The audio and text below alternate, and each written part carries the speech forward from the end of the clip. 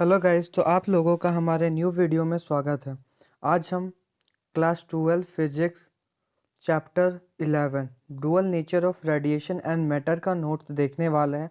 तो इस वीडियो को लास्ट तक देखें और वीडियो में प्रोवाइडेड पासवर्ड को यूज़ करें ताकि आपका जो पीडीएफ है वो डिस्क्रिप्शन वाला खुल सके।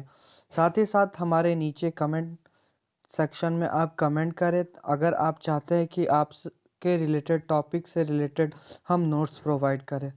वीडियो को लाइक शेयर एंड चैनल को सब्सक्राइब करें। Thank you.